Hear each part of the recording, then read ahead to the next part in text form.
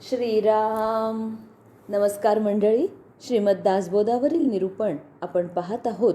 यामध्ये दशक 3, समास 8 आज आपण पाहणार आहोत आणि याचं नाव आहे आधिदैविक ताप. जे त्रिविध ताप आपण पाहत आहोत त्यातला आजचा हा 3. आता या समासात समर्थांनी काय वर्णन केलं आहे ते आपण जाणून घेणारच आहोत. मानवी जीवनामध्ये अनेक अशा समस्या असतात. त्या कितीतरी काळापासून चालत आलेल्या असतात. हे जग म्हणजे कर्मभूमी असते. जे करावं ते इथंच भोगायचं असतं. हा इथलाच नियम पण आहे. कारण काहीही तुम्ही केलं, मग ते चांगलं करा वाईट करा, त्याची तर फळं तुम्हाला मिळणारच आहेत. कधीकधी या सगळ्या नियमाला आपण अपवाद आपल्या आजूबाजूला बघतो. कसे तर शरीरशक्तीच्या, द्रव्यशक्तीच्या, दंडशक्तीच्या जोरावर माणूस धडधडीत अनितीनं आणि अन्यायाने स्वार्थ साधताना आपण बघतो. आणि कितीतरी कालखंडातला जर इतिहास तपासला, आणि हा इतिहास हा फक्त आपल्या हिंदुस्थानचा, आपल्या भारताचाच नव्हे तर जगात जिथे जिथे मानवी वस्ती आहे तिथला जरी इतिहास तपासला तरी हेच पाहायला मिळतं की नेहमी म्हणजे डार्विनची जी बायोलॉजीमध्ये थेअरी होती ना, आता ती थेअरी नंतर बदलण्यात आली की सर्व्हायव्हल ऑफ द फिटेस्ट अशी डार्विननी थेअरी मांडली होती. मग ही जी त्यांनी थेअरी मांडली होती ना, ती त्यांनी आजूबाजूच्या म्हणजे सायन्सचा तो अभ्यास तर करत होताच, नो डाऊट, पण त्यांनी आजूबाजूच्या सुद्धा परिस्थितीचं नक्कीच काहीतरी अवलोकन केलं होतं किंवा त्या परिस्थितीचाही त्याच्या मनावर कुठेतरी खोलवर पगडा बसलेला होता. आणि म्हणूनच त्याला एकंदरीत जाणवलं की सर्व्हायव्हल ऑफ द फिटेस्ट, जो फिट असतो, द फिटेस्ट म्हणजे सुपरलेटिव्ह डिग्री आहे की जो सगळ्यात फिट असतो ना, मग सगळ्या बाजूने ज्याच्याकडे भरपूर पैसा आहे, ज्याच्याकडे भरपूर शक्ती आहे, माणूस बळ आहे, तो इथे मग काहीही करू शकतो. आणि त्याचंच म्हणजे तो म्हणेल तीच पूर्व दिशा असते. आता डार्विनची ही जी थेअरी आहे ही विशेषतः प्लांट्सच्या बाबतीत जास्त आहे की एखादे जे नाजूक म्हणजे आपण म्हणतो ना नाजूक स्ट्रेन, म्हणजे प्लांट्सचे जे काही विविध जाती जमाती असतात त्यातले, तर काही काळानंतर त्या नष्ट होऊन जातात कारण त्या तग धरू शकत नाहीत. आपण बागेत सुद्धा अगदी साधं उदाहरण, आपल्या बागेत आपण बघतो की एखादं रोप इवलसं वाढतं, पण कितीतरी दिवस त्याला खत घाला, पाणी घाला, त्या रोपाची काही वाढ होत नाही. आणि वाढलं ना तरी ते खुरटलेलंच राहतं. त्यामुळे ना त्याला फुलं धरतात ना फळं धरतात.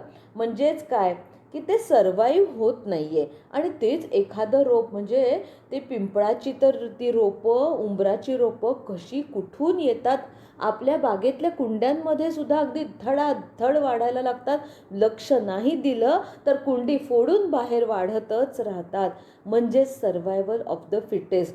हे वड, पिंपळ, हे वृक्ष जे आहेत, भगवंतांनी जो भगवद्गीतेतला विभूती योग 10वा अध्याय सांगितलेला आहे, त्याच्यामध्ये भगवंताच्या विभूती कशा कशात आहेत तर त्याच्यात पिंपळाच्या मध्ये अश्वत्थ वृक्षामध्ये भगवंताची विभूती आहे.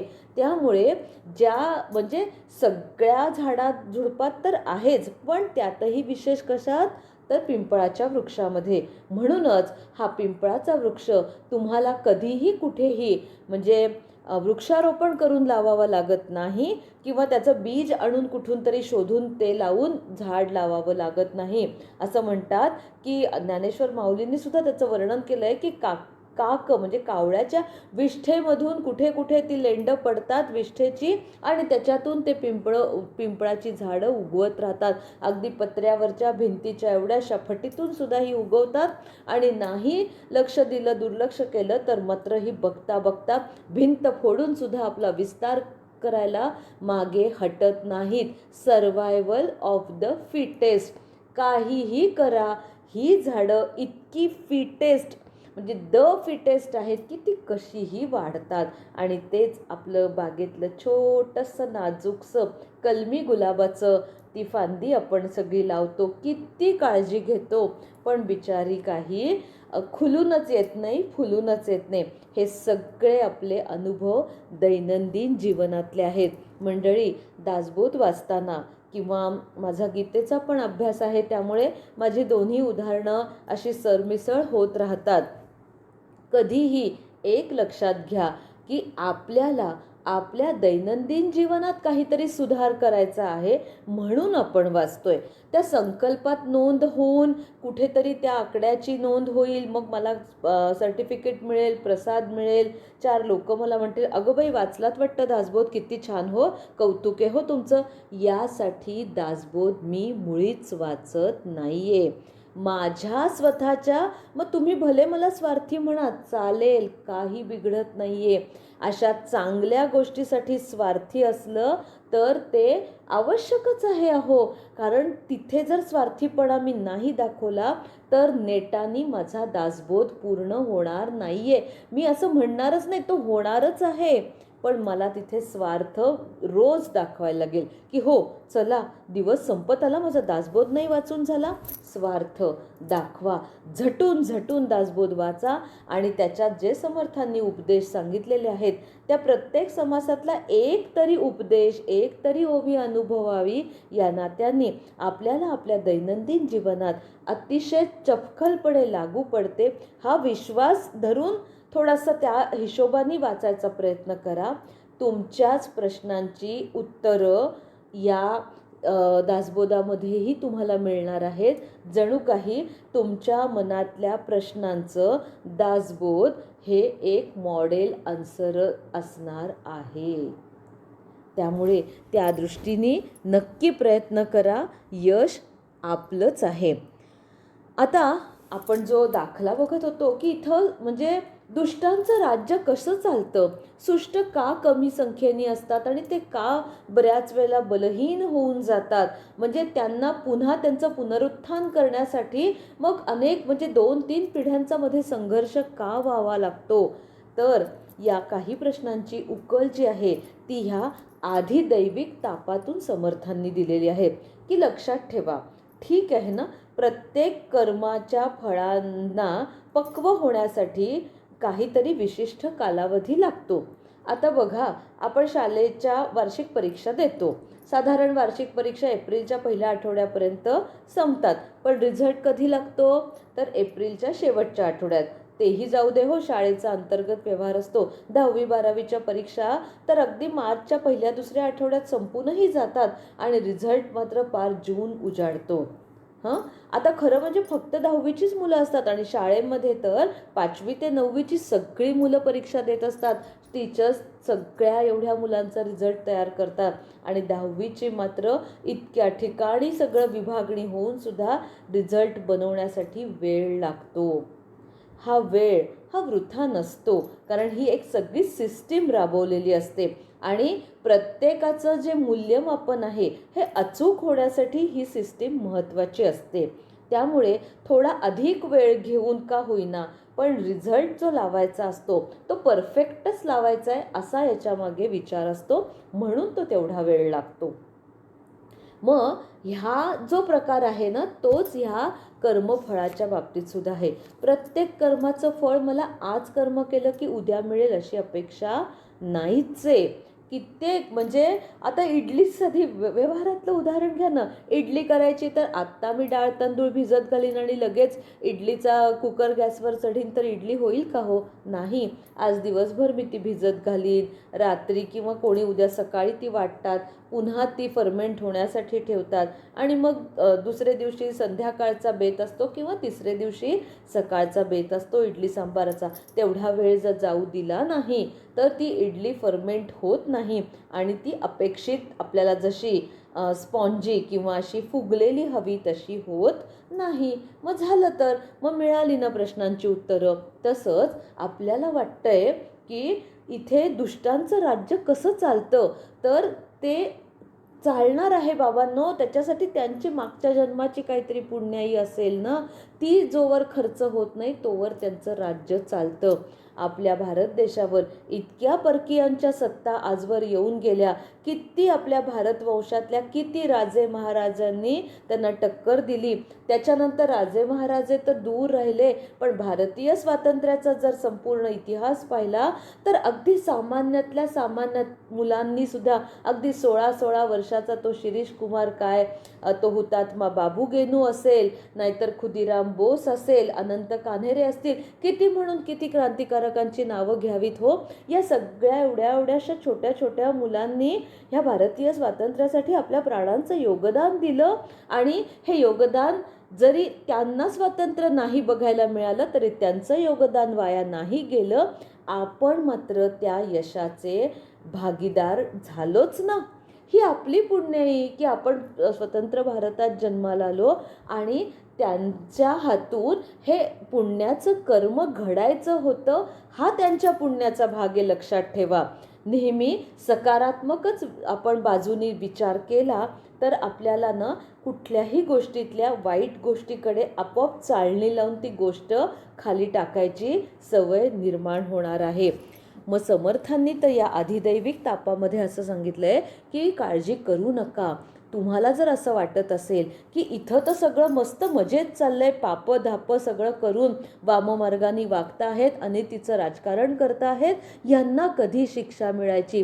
त्या शिशुपालाचे सुद्धा 100 अपराध भरेपर्यंत भगवान श्रीकृष्ण आपल्या डोक्यावर जणू काही बर्फ ठेवून संयमात शांत होते. पण जसे 100वा अपराध शिशुपालाचा भरला, त्याला योग्य ती शिक्षा भगवंतांनी स्वतःच्या हाताने दिलेली आहे. मग ह्या एका गोष्टीवर विश्वास ठेवून आपण आपलं जीवनक्रम का आचरत नाही? आज इतके म्हणजे ज्ञानेश्वर माऊलींचा जो 1200चा काळ आहे तेव्हापासून आपल्या इथे तो गझनीचा महमूद आलेला आहे आणि आपल्या राजस्थानचा पृथ्वीराज चौहान यांनी सगळ्यात पहिल्यांदा लढा त्याच्याशी दिलेला आहे.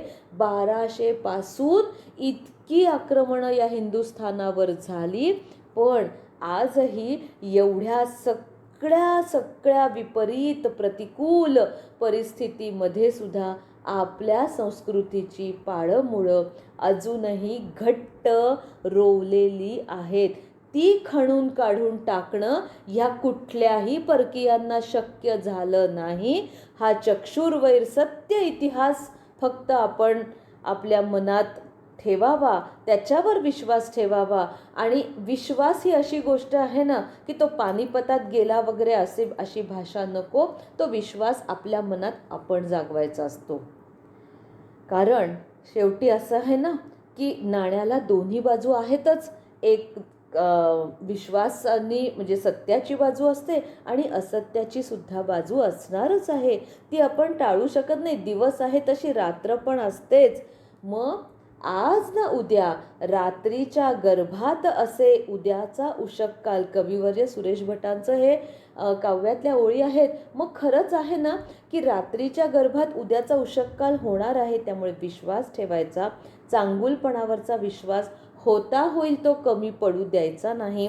आपण आपल्या भगवंतावर, आपल्या उपास्य देवतावर, जे कोणी आपल्यासाठी आराध्य असतील त्यांच्यावरचा विश्वास आपला दृढ ठेवायचा आहे. आपण सन्मार्गाने चालत राहायचं आहे.